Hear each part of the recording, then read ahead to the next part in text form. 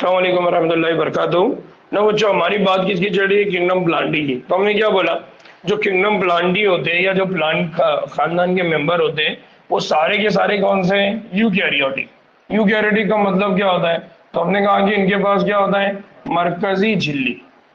क्या होता है? मरकजी झिल्ली। यानी इनका जो सेल होगा, उस सेल के अंदर जो डीएनए होगा, उस डीएनए के आजू बाजू में क्या होगी? एक मेम्ब्रेन होगी। अगर इस तरह का सेल होता है तो हम ये कहते हैं कि उसके पास क्या मौजूद है? मरकजी झिल्ली। तब हम उस सेल को क्या बोलेंगे? यूकैरियोटिक खलिया। दूसरा, हम ये कहते हैं कि जो किंगडम प्लांटी के मेंबर है जिनके पास यूकैरियोटिक खलिया है, उनके पास एक और चीज होती है, उसको बोला जाता है क्लोरोफिल। क्या बोला जाता है उसको? क्लोरोफिल। और आमतौर पे आपने 9वीं 10वीं की जमात में ये चीजें पढ़ा होगा कि जो क्लोरोफिल होता है, इस क्लोरोफिल की मदद से वो क्या करता है? अपनी ग़िज़ा खुद तैयार करता है। जब वो अपनी ग़िज़ा खुद तैयार कर रहा है तो इसका मतलब ये जो है, ये कौन से वाले जानदार हो गए?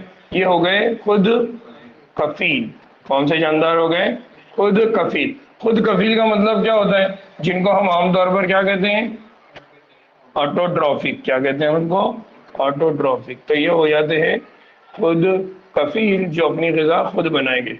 और इनके लिए हम इंग्लिश में लफ्ज़ इस्तेमाल करते हैं ऑटोट्रॉफिक। ठीक है, एक।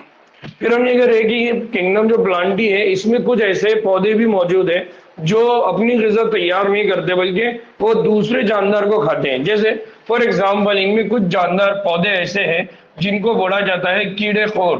कीड़े-खोर का मतलब क्या होता है? जिनको हम यहाँ पर कह रहे हैं इंसेक्टिवोर्स।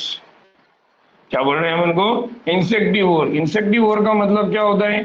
कीड़े खोर, या दूसरे अल्फाज में बोलेंगे कीड़े खाने वाले। अब कीड़े खाने वाले पौधे कौन से होते हैं? तो कीड़े खाने वाले पौधों की दो एग्जाम्पल है। एक है ब्लैडर वर्ड्स। कौन है? Bladder words. और दूसरा जो है वो है वीनस फ्लाई ट्रैप। कौन है? Venus fly trap. तो ये दो पौधे हैं जिनको हम क्या बोलेंगे? कीड़े खोर पौधे, या जिनको हम बोलेंगे इंसेक्टिवोर्स। दूसरी एग्जाम्पल है तूफेलिए। कुछ पौधे होते हैं जो तूफेलिए होते हैं। अब इसका मतलब ये है कि ये जो कीड़े खार पौधे हैं और ये जो तूफेलिए पौधे हैं, ये दोनों भी कौन है? ये अपनी ग़िज़ा खुद तैयार नहीं कर रहे। इसका मतलब ये ग़िज़ा के लिए दूसरे जानदारों पे डिपेंड है। अब अगर ये दूसरे ग़िज़ा के लिए दूसरे जानदारों पे डिपेंड है तो हम उनको ऑटोट्रॉपिक बोल सकते हैं क्या? खुद कफील बोल सकते हैं क्या? नहीं।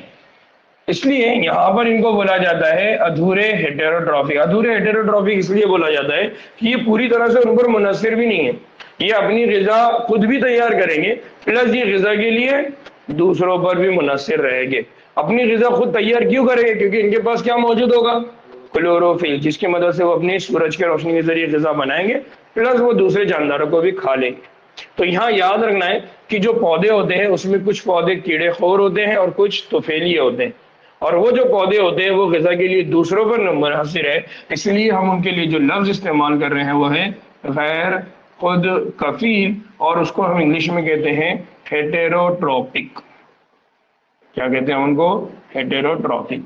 और हेटेरोट्रॉपिक में एक एग्जाम्पल जो हमने देखा वो कीड़े खोर पौधों की, जिसमें ब्लैडर वर्ड है और दूसरा वीनस फ्लाई ट्रैप।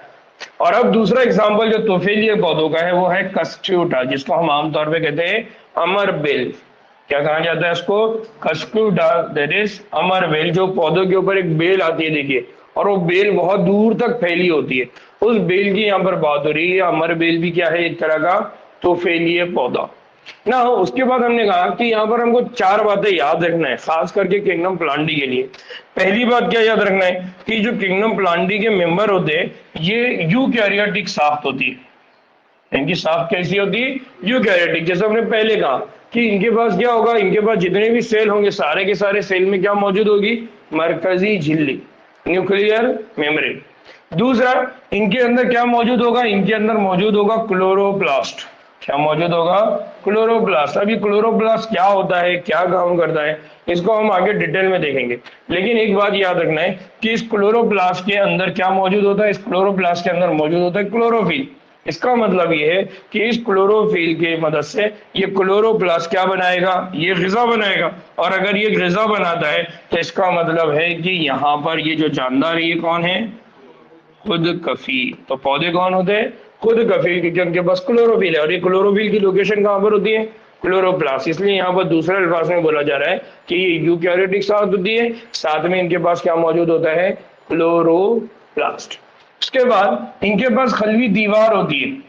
ये जो खलवी दीवार होती है किससे बनी होती है, सेल्यूलोज। इससे पहले मैंने एक बात बताया था कि अगर हम बात करते हैं फंजाई, तो फंजाई की जो खलवी दीवार होती है वो किससे बनी होती है, काइटिन। किससे बनी होती है, काइटिन। इसी तरह से अगर हम बैक्टीरिया की बात करते हैं यानी किंगडम मोनेरा की बात करते हैं, तो जो बैक्टीरिया है उस बैक्टीरिया की खलवी दीवार की अगर बात करें तो वो किससे बनी होती है, पेप्टाइडोग्लाइकेन।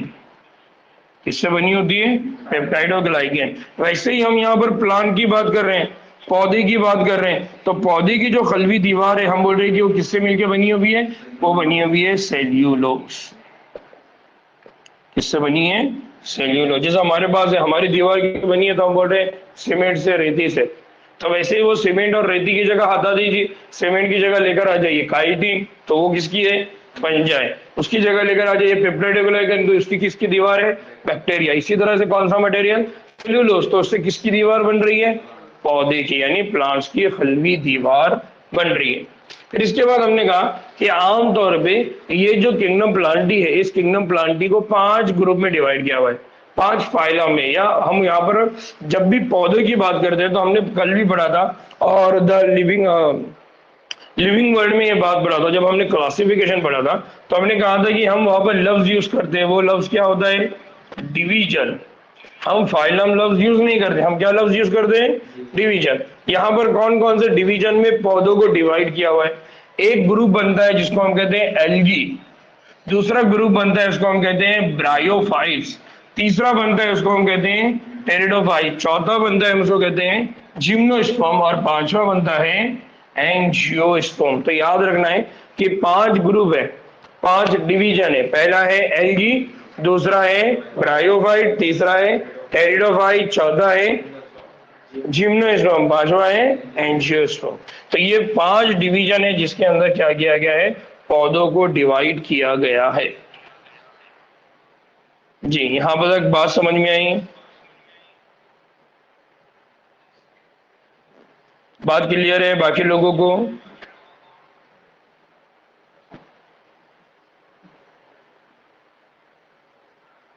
ठीक ना, अब उससे आगे की हमारी बात हो रही है, जो बात मैंने अभी थोड़ी देर पहले बताया। क्या बताया मैंने कि जो किंगडम प्लांट है उस किंगडम प्लांट के अंदर अलग अलग फाइलम है। सबसे पहला जो फाइलम है वो कौन है, एल्गी। दूसरा फाइलम कौन है, ब्रायोफाइटा। दूसरा फाइलम कौन है, टेरिडोफाइटा। चौथा कौन है, जिम्नोस्पर्म। पांचवा कौन है, एंजियोस्पर्म। तो बेसिक याद रखना है कि यहाँ पर जो फाइलम है, पहला है एल्गी, दूसरा है ब्रायोफाइट, तीसरा है टेरिडोफाइट, चौथा है जिम्नोस्पर्म, पांचवा है। अब इनको किस बुनियाद पर अलग अलग किया गया, क्या रीजन है, ये पूरा हम आगे एक पूरे सबक में डिटेल में देखने वाले हैं। तो जैसे बायोलॉजिकल क्लासिफिकेशन हमारा खत्म होगा तो हम प्लांट किंगडम वाला चैप्टर पढ़ेंगे, उस वक्त ये पूरी बातें आपके और सामने आ जाएगी कि इनका नाम क्यों अलग अलग रखा गया ना। अब उसके बाद हम ये करें कि जो पौधे होते हैं, पौधों की दौरे हयात की अगर हम बात करते हैं तो हम ये कहते हैं कि पौधों के दौरे हयात में 2 मुमताज स्टेजेस है, 2 बड़े मरहले हैं। एक मरहला जो होता है उस मरहले को बोला जाता है स्पोरोफाइटिक, और दूसरी होती है, इसको बोला जाता है गेमेटोफाइटिक। स्पोरोफाइटिक को उर्दू में हम क्या कहते हैं, हम कहते हैं बजरे, और गेमेटोफाइट का मतलब क्या होता है, ज़ौजे। जब हम बजरों की बात करते हैं तो हम उनको इंग्लिश में क्या करते हैं, इनको हम कहते हैं स्पोर। जब हम ज़ौजे की बात करते हैं तो हम इंग्लिश में क्या कहते हैं, गैमेट्स। आमतौर पे हमारे पास जो गैमेट्स होते हैं वो 2 होते हैं, एक गैमेट होता है नर और दूसरा होता है मादा। एक को बोलते हैं मेल गैमेट, दूसरे को बोलते हैं फीमेल गैमेट। तो क्या होता है इनके अंदर, इनके जनरेशन में ये होता है कि वो गैमेटोफिटिक जनरेशन में रहेंगे तो आगे चल के किस में जाएंगे, स्पोरोफाइटिक, फिर स्पोरोफाइटिक से गैमेटोफाइटिक। तो इस तरह से ये प्रोसेस क्या रहेगा, चलता रहेगा ना। इसमें तब्दीली क्या आएगी, तब्दीली क्या आएगी या चेंज क्या आएगा, तो तब्दीली या जो चेंज होगा वो यहाँ पर होगा कि इनके पास जब स्पोर बनेंगे तो स्पोर कैसे होंगे, डिप्लॉइड। स्पोर कैसे होंगे, डिप्लॉइड। डिप्लॉइड का मतलब क्या होगा, यहां पर दो सेट, किसके होंगे, 2 सेट क्रोमोसोम। किसके हो गए? क्रोमोसोम। अब क्रोमोसोम का सिंबल सा मतलब क्या है वो याद रखना है कि इनके पास डीएनए की कितनी सेट हो गए? 2। अब डिप्लॉयड स्पोर से इनकी जनरेशन जाएगी गैमेटोफिटिक में, तो वहां पर क्या बनेंगे? Haploid gametes. क्या बनेंगे? Haploid gametes. और हैप्लॉइड गैमेट अगर हम कहते हैं तो हम कहते हैं एक सेट।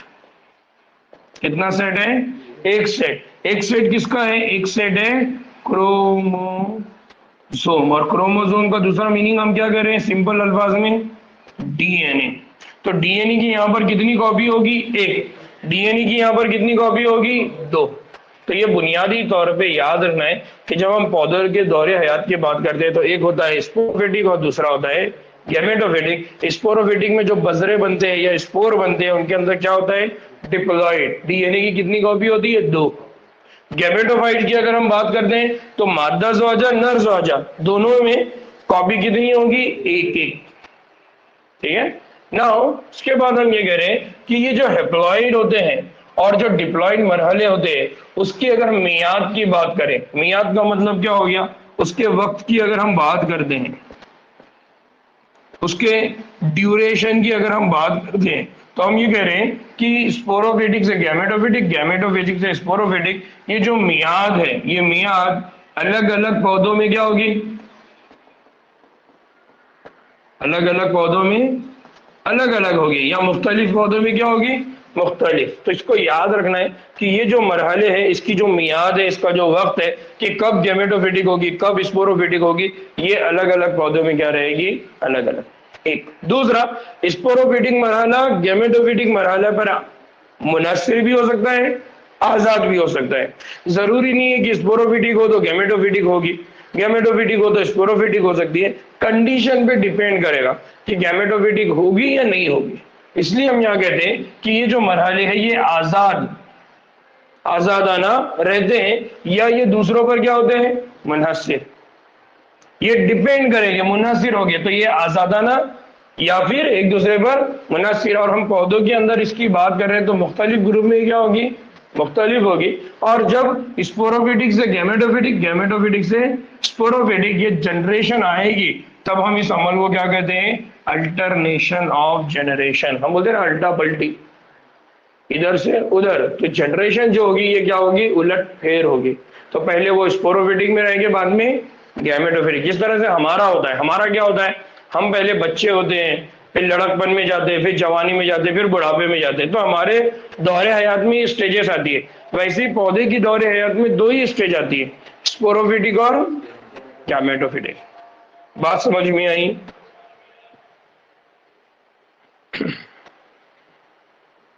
बात समझ में आई बच्चों? ठीक है। चलिए अभी अजान हो रही है, नमाज वगैरह पढ़ना है। अब ये जो लेक्चर हमारा पहला हुआ था मैंने इसको बहुत कम वक्त में कंप्लीट कर लिया, इसलिए इसको अच्छे से देख लेना। दूसरा, इसके बाद हमारा 12th वाला क्लास होगा। आज हम नया सबक स्टार्ट कर रहे हैं, तो रिपीटर और 12वीं वाले बच्चे जल्द से जल्द नमाज के बाद ज्वाइन करें। अस्सलाम वालेकुम रहमतुल्लाहि व बरकातहू।